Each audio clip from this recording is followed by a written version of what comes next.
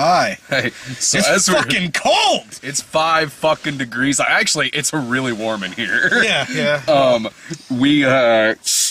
They were still in the car I don't know if they were still doing their video for the Duff, or I think they might have just been sitting in here. I think they finished up right when we got out. Yeah, so we were sitting in Dave's car right next to him, and all of a sudden we see Sarah, like, because the windows are frosted, all of a sudden we see Sarah drawing, like, a circle and looking out it. So either they're done with the review or something terrible is going on in there. So there's some horror film going on in there, and I don't know if I want to knock. That thought didn't occur to my mind, otherwise I'd probably have had to break a window in this car. No, dude, you look dangerous. I don't care! You've seen Christine. It's my lady, dude! Yeah, but you've seen Christine. It's my lady, sir! At the best, you're gonna break the window and there's gonna be a rockin' soundtrack. I guess it's gonna be some Frankie and Johnny playing. At best, I break the window and nothing's happening. Well, can there at least be a good soundtrack? Yeah! Alright, perfect. Frankie, Johnny, or, we said it a little later since it's a newer car and a little alive and kicking. Some tighter. You fuck, yeah. You know it's good when you hear that fucking guitar solo and fucking alive nowhere. and kicking. Tighter, fuck yeah. Best guitar Best solo fucking in the guitar song solo that doesn't ever. need it. There's a lot better things that we could be talking about than Hot Tub Time Machine 2. Which was fucking awful. The idea of a car killing Sarah. And That is alive not. and kicking. I would like to say that I don't like the idea of the car killing Sarah. I do like the idea of alive and kicking. But the idea of the car killing Sarah makes me, like, really sad inside. But talking about Frost car apparently trapping the 3 of them inside of it, it's probably a lot better to talk about Yes. than Hot Tub Time Machine 2. Okay, as a concept, yes. Oh, as a concept, yeah. In reality, yeah. In reality, no, that'd be Horrible. we'd have to cut the review short for Yeah. that. Besides, the cars that are killing people inside of them usually aren't killing good people. They'd kick Ryan and Sarah out of the car and just go after Irving.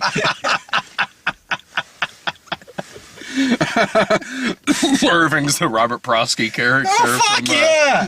From Christine, he just gets in, lights up a cigar. Dead. Well, now I guess Ryan will be going to the kids' movies with Jake. This movie was so fucking bad. It really was. Jesus Christ. It's just coming from, the first one's not the best movie in the world, but it is very watchable. I love the first one. It's fun. It's a fun movie. It's not genius, but it's fun. It's good for what it is. I love the first one. I really do. I've seen the first one many, many times. So have I, actually. It's one of those movies that I'll just put on and watch. Yeah, It's a dig great the shit background for that. movie. It's amazing that this fucking movie that's about time travel and going into the past, future, or whatever to fix things only makes me want to go back in time 2 hours ago to stop myself from saying 2 for Hot Tub Time Machine 2. Just, honestly, one of the most hateful fucking movies I've seen in a long time. Even for me. Yeah. Even for me. And I watched a movie earlier. Hateful for no reason. Just None. mean. And I watched a movie earlier that I liked that was nothing but Salma Hayek in a hotel room shooting Yakuza and prostitutes. That was a way better experience than this. This was horrible. There's a character in that movie that Salma and Everly named the Sadist, and I can only imagine that he shows this movie to people. Oh, fuck me. I have rarely seen so many funny and talented people get together to drown on camera. Oh. Not since Caddyshack 2. Like, honestly, the only person in this movie that seemed to be even giving half a fuck was Rob Corddry. And at the same time, I think it was just because he's like, I've got a big part. Yay. He is not sleepwalking through this. Everyone else is. Yeah, Rob Corddry's not, unfortunately. I give him credit for trying. Yeah, He is playing the most loathsome scumbag piece of shit that make the fucking characters in The Hangover look like the fucking Pope. Yeah. No, and in the first one, he's a scumbag, but he's that lovable. Oh, but he's our scumbag. You know, and in this one, it's just like, how could anyone tolerate this person He's at a all? guy who will fuck your fiance on her wedding day for no reason. No reason. And this is after he has supposedly learned a lesson or something. I don't know. Here's a good difference between how the characters are written in this and how they are written in the first one. In the first one, if one of those characters got shot or killed, they would have given a fuck. In this one, when a character gets shot or killed in this, it's shtick. They pause for shtick. They pause to say, I don't know, a dick joke, a gay joke, whatever is in the fucking Line-O-Rama reel for that particular page. Just shtick. Over and over and over again. And, you know, Line-O-Rama done and edited well can be good. Boy, does this movie do that a lot, and it stops the movie dead. Oh, yeah. It really stops the does. movie dead so they can pause and tell each other who they look like, or what they've gone in the past to do, or whatever fucking name they're gonna call Clark Duke because he's referencing Fringe. They will pause the movie several times in this so they can sing about him being a nerd. It's like a movie where you're following the Alpha Betas, except at least the Alpha Betas had Ogre. This is easily one of the worst comedy sequels to a good comedy that I've seen since Caddyshack 2. Honestly, I think I probably laughed more in Caddyshack 2, and that's a terrible fucking movie. I definitely laughed more at Caddyshack. There are a few moments in this movie where I did laugh in spite of myself, but I was not proud that I laughed. No, because the funniest scene in the movie was a rape scene. Yeah. It was a straight up rape scene, and they just played it off like it was okay. This future They were all okay with... This future makes no sense. Even in this, like, I'm not even trying to be a nitpicky douchebag, but even in, like, everyone in this future, like, seems relatively innocent or conservative a little bit, or, like, I don't know, they just seem like Adam Scott's character in this movie just seems like kind of a goody two-shoes kind of guy. Like, this doofy, like, hasn't really experienced anything in terms of booze, sex, drugs, all that stuff. Meanwhile, this is the same society whose #1 show apparently is a virtual rape show. Meanwhile, there's other things on the lineup where toddlers left with tigers, or toddler survival and other shit exploding like that. buildings. Oh yeah, on, like, building explosion, where a bunch of kids are put in the basement of a building and the building explodes, and then they're stuck and they have to find a way out. Or which I smirked at that line, but these shows make no sense to this society. No, yeah, like. And it's only like 10 years in the future. Oh, yeah. I don't have a whole lot of faith in society, but it's not that fucking bad yet. I went into this, honestly, like... I wasn't dreading this movie, because I like the first one. Some stuff in the trailer made me laugh. Honestly, a couple things from the trailer that I did laugh at are not in the movie. Oh, yeah. And it's... I just invented cocaine. Yeah, I just invented cocaine. Or when he calls Craig Robinson a minor character from a Tyler Perry film. Yeah. He's in his old man makeup. Not in the movie. And... I kind of went into this, and honestly, I do think that the intent of this movie was more to be like how the first one was to Back to the Future. This was going to be like Back to the Future 2, where it's everything but the kitchen sink thrown in here. The more serious stuff was in the first movie. This one, it's future, it's gadgets, it's special effects, it's some action scenes, stuff like that. I will buy if that's totally the intent of this movie. And that's kind of how I went into it. But Back to the Future 2 is good. Yeah. See, I went in this knowing that the reviews were pretty bad, but still kind of hoping since I liked the first one so much. It's like, well, maybe it's just one of those movies that's getting bad reviews, but, you know, comedies never get But great maybe I'll like reviews. it. Yeah, maybe it'll be fun. Nope. Nope, they were right. No. If anything, 12%'s fucking generous. Yeah. They constantly like Caddyshack 2. One of the few times I laughed in this was when Chevy Chase was in it, and he does the no thing. So for all I know, he is playing Ty Webb in this movie. Between this and the first one, Ty Webb has invented a hot tub, I guess, and it can time travel. I don't know. I would not put it past the Ty Webb character to somehow invent that. Yeah. Yeah. He's only in it for like one scene in this movie. One very brief scene. He probably pissed off the filmmakers and everyone on set. Yeah, he and Gillian Jacobs didn't have a scene together. Oh no, God no, man! I love Chevy Chase. I Man, love that Chevy dude is Chase. a fucking douchebag. I love Chevy. Nothing will ever. And I've seen most Chevy Chase movies. Some very, very bad ones. Nothing will make me not love Chevy Chase. Yeah. Oh yeah. Same here. It's like, oh, Chevy Chase is doing something. I'll get in on that. Like the whole run of Community. Pierce is probably my favorite character. Oh god, yeah. But at the same time, all these stories you read and hear about Chevy Chase, it's like, oh god, you're a terrible human being. You're a fucking asshole. I would love to meet and hang out with Chevy Chase. Well, yeah, I mean, What I love about Chevy Chase is, other than I'm legitimately a big fan, but even in a bad movie, Chevy Chase will troll the fuck out of it, Yeah. like he did with Caddyshack 2, Yeah. and it can be inspiring. yes. In this, he's not really given enough screen time to, but he made the most of the scene that he was in. This movie is constantly referencing the fact that John Cusack is not in it. Constantly. In weird spots. Like, there's this weird thing, they keep mentioning that his coat was by the time machine, but they don't know where he's at. I think that was supposed to be Adam Scott's coat by the end of it.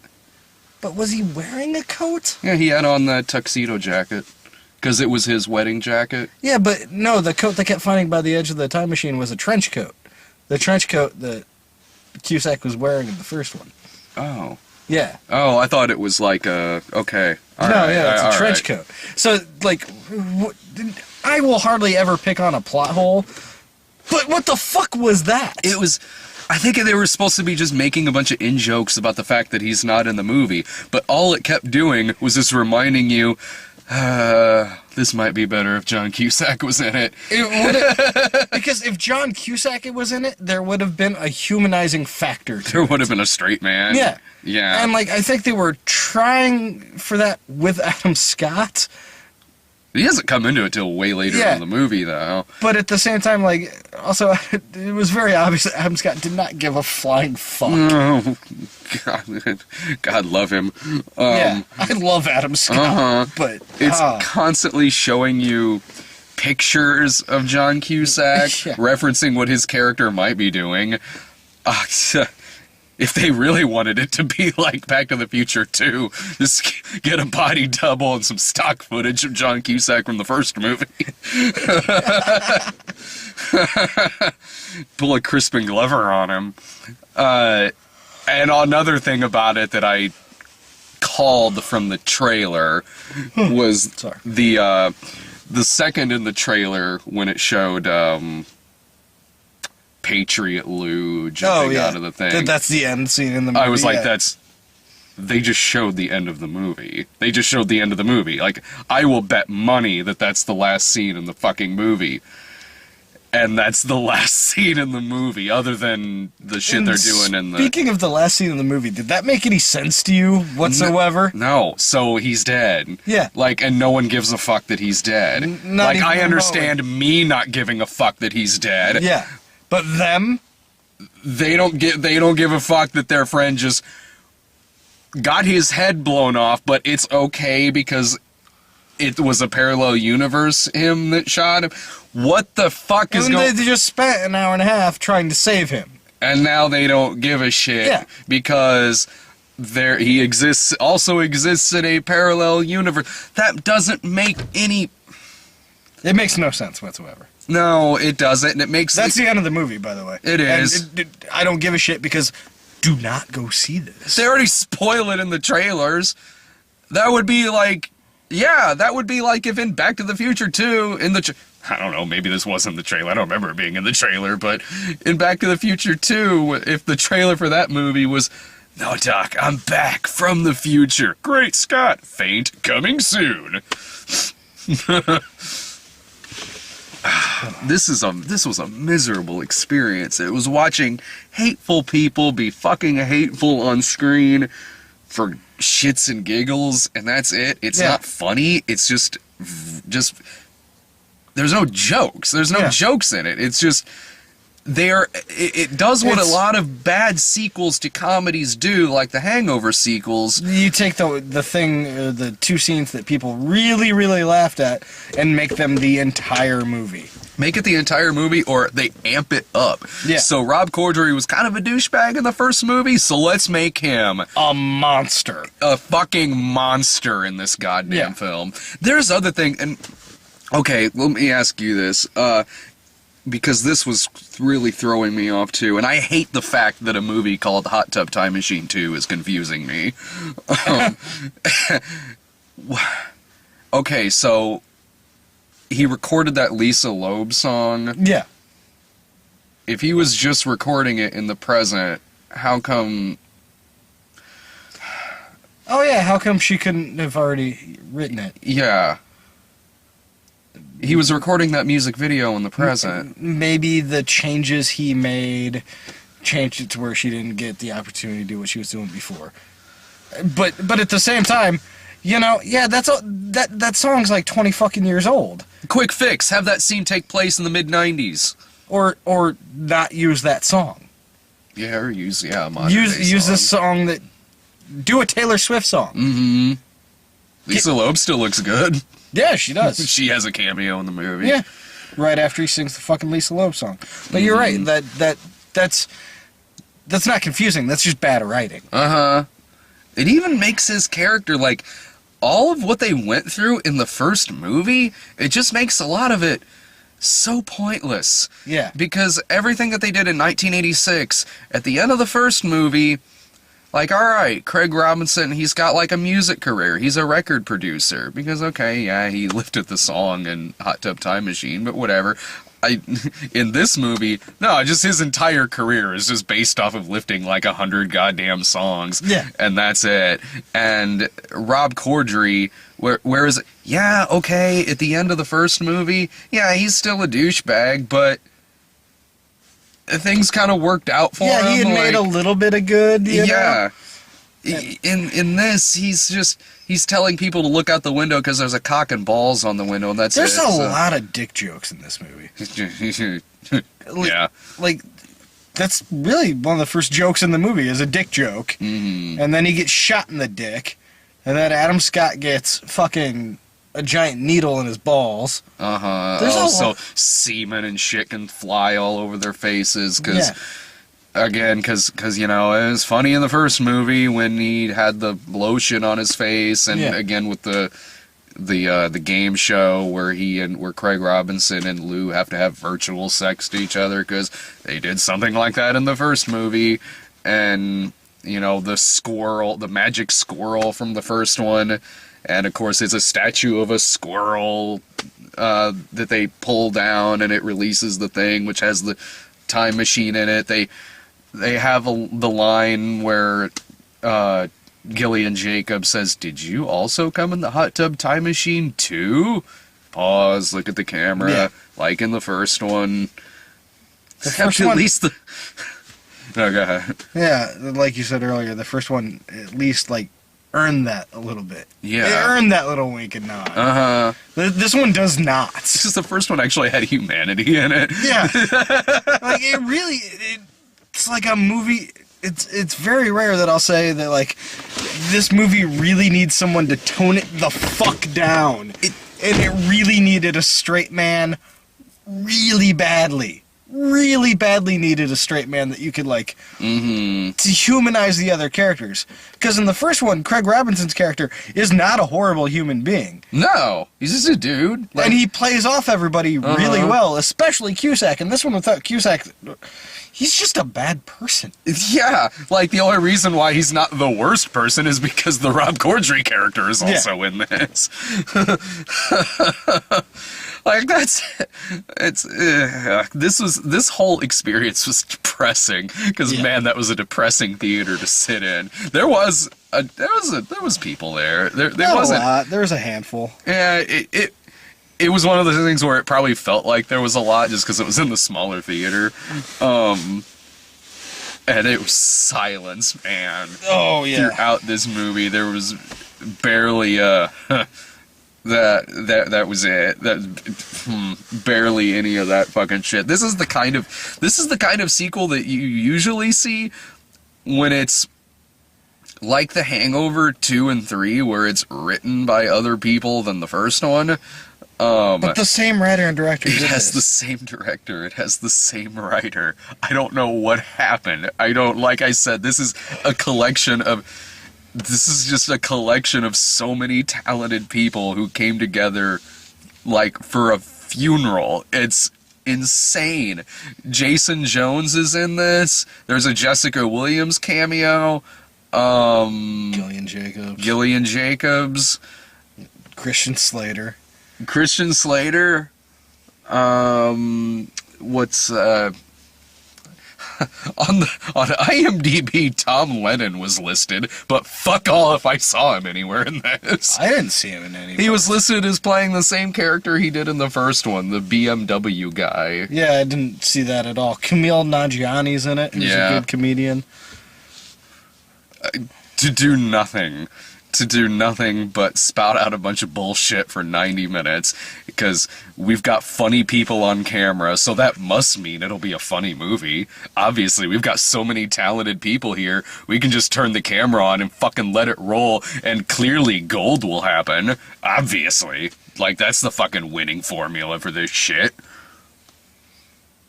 It doesn't make me, like, because it's so radically different in every way, shape, or form from the first movie. It doesn't lessen the first one. No, it doesn't lessen. It makes me want to watch the first one and forget this one happens. Yeah, it makes me really appreciate the first one. I mean, I already love the first one, but it makes me even appreciate it even more now. Holy shit.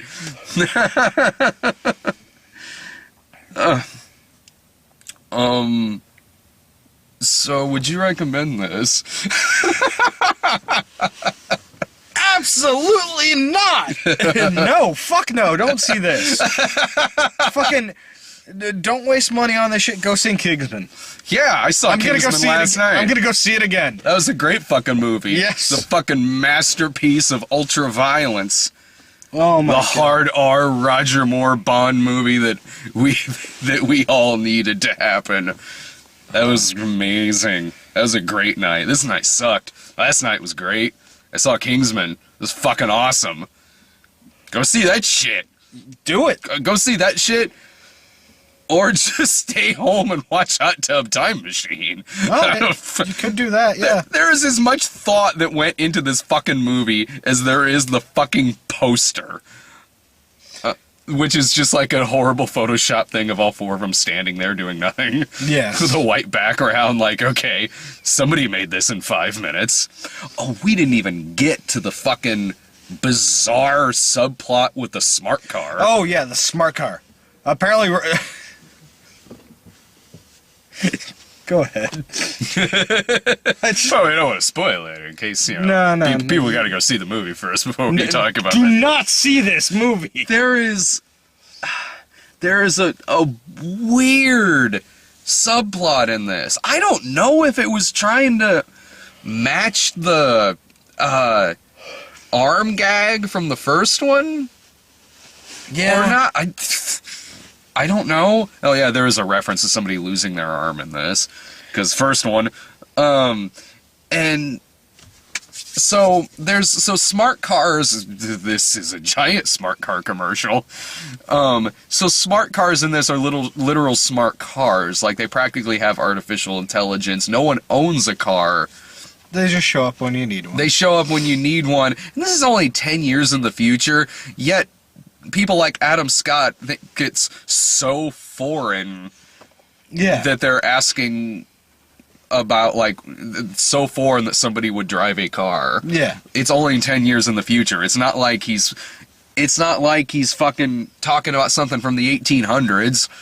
And so the car is like literally going, they drive people around. They're essentially Terminators, kind of, because if you yell at it or hit it, it goes into assault mode in which it will just stalk your ass like it's like in Heartbeeps. Like the battle tank from Heartbeeps that was fucking hunting him around and shit. I like that movie. You're right, movie. I should just stay home and watch Heartbeeps. That scene was much funnier than this. And so throughout the movie... And if you're gonna have a vehicle that's hunting you down, smart cars aren't scary. I think that was supposed to be the joke. Oh, was that the joke? Because it wasn't funny. No, it wasn't. It's random. It's so random. It didn't register with me at all. It's just every now and then this smart car will show up. I am probably making this subplot sound more interesting than it is, but it's so random when it happens. It's just like, back to the car again? Mm-hmm. Oh. Yeah. What the fuck is with this car? Because I swear it's only there to get this movie 3 minutes above 90 minutes. No, I wouldn't. Jesus Christ, skip the fuck out of this movie. Fuck this. I liked Dumb and Dumber 2. I'm telling you to stay away from this. I would not recommend this as a rental. I would not recommend to watch this on Netflix. I would not recommend watching this on Comedy Central's Secret Stash, where you know it's gonna fucking end up in a year. I'm just gonna, after today, I'm gonna pretend this movie didn't exist till we do the worst of the year list next year. And then I'm never gonna think about it. I'm gonna pretend this movie didn't happen. Mm-hmm. So I can just keep on enjoying the first one as a great, fun little movie. I'm sure Cusack appreciates all the little nods to him in this. He's fucking watching this movie like, thanks, guys, you're right. I'm glad I'm not in this movie. Yeah. That is honestly saying something that he's not in. According to him, like, I think he said something like he wasn't even asked, which seems weird. But let's say he did say no to this. Considering the stuff he's been in the past year, that's saying something. Like, I saw Grand Piano, and that is probably a better choice than being in this movie. Grand Piano was really stupid. Yeah. Cusack's one of those dudes that, like, will make, like, 10, 15, like, really weird or awful movies, and then he makes, like, 1 or 2 amazing movies. And you're like, oh, Cusack, yeah, I love that dude. And then you're like, oh, what are you doing, John? Oh, fuck yeah, Cusack's back. He was just in a Brian Trenchard Smith movie recently called Drive Hard. Awesome. I got a message from Matthew. He said it wasn't as fun as the movie sounds. It's actually really disappointed, but I haven't seen that fucking movie. I need to see it. Brian Trenchard Smith. It's called Drive Hard. Yeah, all right. I'll probably be very disappointed in it, but I got to see that. All right. What the fuck is next? I got nothing. Yeah. What's next week? Focus, I think. I think it's Focus and The Lazarus Effect. Which one's Focus? The Will Smith one. Oh, yeah. Will Smith. It's Will Smith's return to charisma. And yeah, The Lazarus Effect, which also has a bunch of funny people in it, but at least that movie's excuse is it's not a comedy. Yeah. It's a horror movie. I kind of want to see that. This cast of comedians got together and did a horror film. Which might make it really fun. Mm-hmm. Mm-hmm. It also doesn't look that great, but hey, who knows? Who knows? It'll. Who knows? I've just seen Hot Tub Time Machine 2. I might be like, it's like earlier tonight when we saw the trailer for Ted 2, and we're like, yeah. And then right afterwards, Paul Paul Blart. Blart 2. All right, Ted 2. Yeah. All right. Yeah. Why not? It gets to the end of the trailers where at the end of every trailer, and I think that you finally said it, and I think it a lot when we see these trailers, the little voice comes on, the narrator for all those dot ads, and goes like, yeah, we know you love trailers. Well, we got them at amctheaters.com. Dave's all like, I don't love those trailers. I think that every single time we get a bunch of bad trailers, because we'll get the trailer for Paul Blart Mall Cop 2, and then that fucking lady will be like, yeah, we know you love this shit. Who the fuck are you talking to?